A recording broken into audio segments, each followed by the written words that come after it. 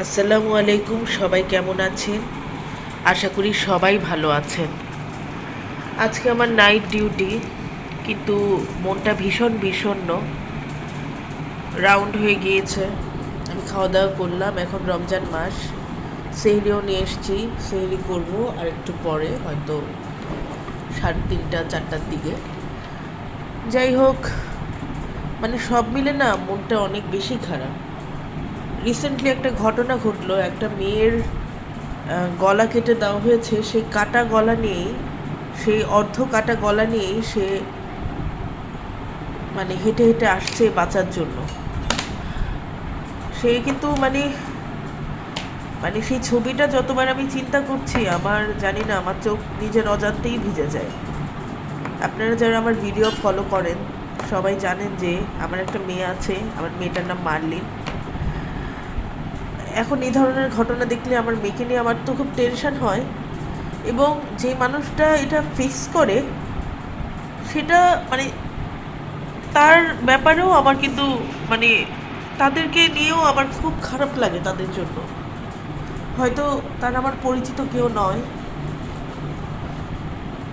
বা কাছের কেউ নয়, কিন্তু আসলে একটা মানুষের এত বড় কষ্ট আমি জানি না। যতদূর শুনলাম যে পারিবারিক বিরোধের জেরে হয়তো মেয়েটাকে খুন করা হয়েছে। এই জিনিসগুলো আমি আসলে নিতে পারি না। আজকে ডিউটি করলাম, পেশেন্ট দেখলাম, কিন্তু হঠাৎ করেই যখন রুমে আসলাম, খেতে খেতেই চোখে পানি চলে এসেছে। যে মানে এই ঘটনাটার যতবার মনে পড়ছে, ওই ছবিটা যতবার স্পিডে আসছে, খুবই কষ্ট হচ্ছে। শেয়ার করতে ইচ্ছা করলো আপনাদের সঙ্গে।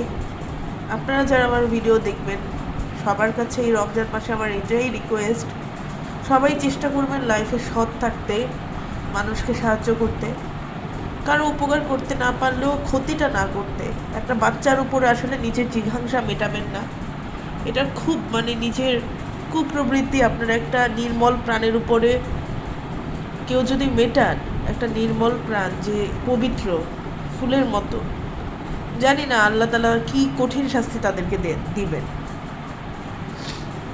সবাই ভালো থাকবেন, সুস্থ থাকবেন, আর পৃথিবীর সমস্ত শিশুর সেফটি যাতে আল্লাহ তাআলা দেন, সবাইকে যাতে আমরাও সেফ রাখতে পারি।